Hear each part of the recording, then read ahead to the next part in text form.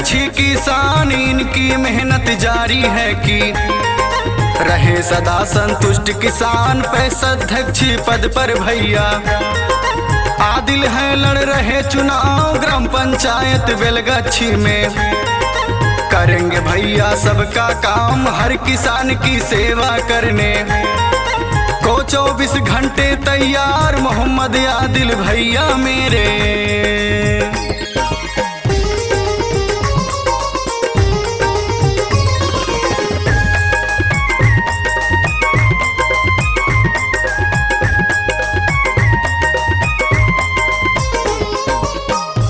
प्यार, स्नेह और आशीर्वाद से पंचायत के किसानों के उत्थान के लिए आपकी सेवा में पैक्स अध्यक्ष प्रत्याशी के रूप में आपका भाई, आपका बेटा आपके बीच ग्राम पंचायत राज बिलगच्छी पैक्स अध्यक्ष पद के लिए सुयोग, कर्मठ, शिक्षित उम्मीदवार मोहम्मद आदिल। आपका सहयोग कर्म हमारा। तो भाइयों बहनों याद रखिए, इस बार ग्राम पंचायत बिलगच्छी से अपना पैक्स अध्यक्ष मोहम्मद आदिल को बनाना है। अपने क्षेत्र में विकास ही विकास लाना है और विकास कराना है।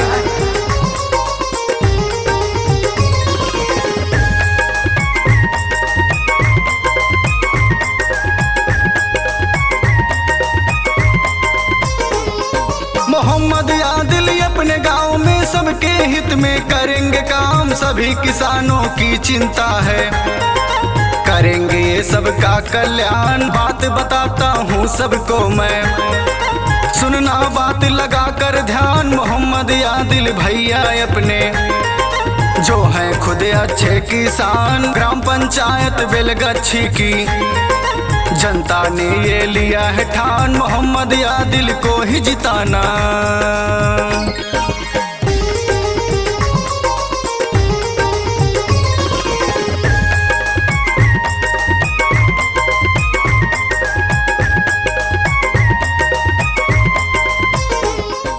मोहम्मद आदिल भैया का कहना है, अगर वो अध्यक्ष बनते हैं तो उचित मूल्य पर उर्वरक मिलेगी, धान की अधिक प्राप्ति होगी, सीएससी सुविधा गांव में आपके आ जाएगी, पैक्स का अपना गोदाम होगा और राइस मिल होगी। तो सभी किसान भाइयों से निवेदन है, इस बार ग्राम पंचायत बिलगच्छी से अपना पैक्स अध्यक्ष सिर्फ और सिर्फ मोहम्मद आदिल को बनाना है। अपने क्षेत्र में विकास लाना है, अपने ग्राम पंचायत बिलगच्छी को चमकाना है। सिर्फ और सिर्फ मोहम्मद आदिल को जिताना है और अपना पैक्स अध्यक्ष बनाना है।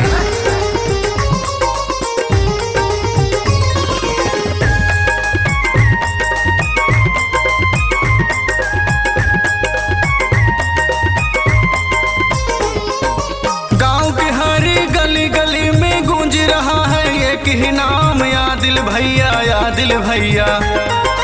आते हैं जो सबके काम, किसानों के हित के लिए जो अब की लड़े रहे चुनाव। उचित मूल्य पर मिले उर्वरक, आदिल जी ने लिया है ठान। धान की अधिक प्राप्ति ये है भैया का ऐलान, मोहम्मद आदिल को ही जिताना।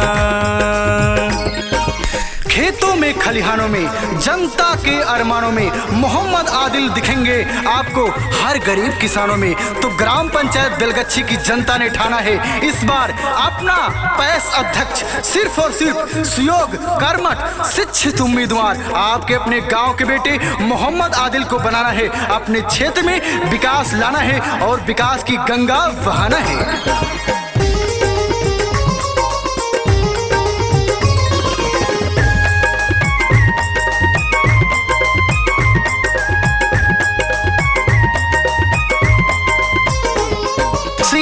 सुविधा गांव में होगी, पैक्स का अपना होगा गोदाम और राइस मिल होगी। मोहम्मद आदिल का ऐलान, आपका बेटा आपका भाई, सच्चे ईमानदार इंसान, सहयोग आपका कर्म हमारा।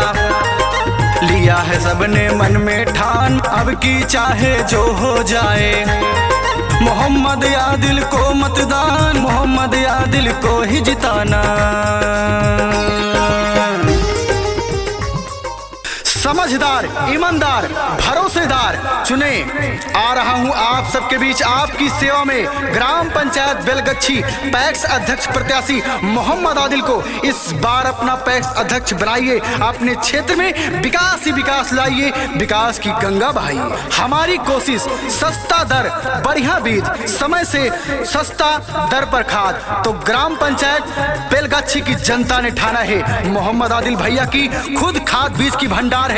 उचित मूल्य लगाएंगे, सही रेट लगाएंगे, आपके गांव को, किसानों को बिहार में नंबर 1 बनाएंगे। तो भाइयों बहनों याद रखिए, अपना अध्यक्ष सिर्फ और सिर्फ मोहम्मद आदिल को बनाना है, अपने क्षेत्र में विकास ही विकास लाना है।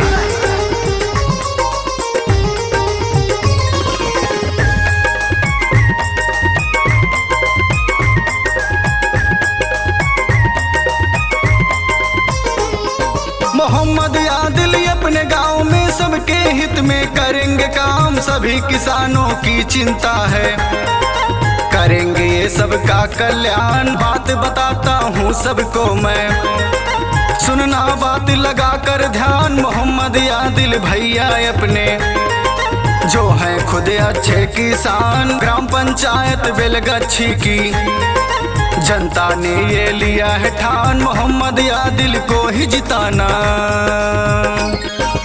किसान का फसल भी खरीदते हैं तो उचित मूल्य पे लगाते हैं, जिले में सबसे नंबर 1 है। तो इस बार ग्राम पंचायत बेलगच्छी से मोहम्मद आदिल भैया को जिताना है और अपना पैक्स अध्यक्ष बनाना है। मोहम्मद आदिल, ग्राम बेलगच्छी, थाना डमरुआ, डिस्ट्रिक्ट पूर्णिया। Mobile number 99 34 62 53 72।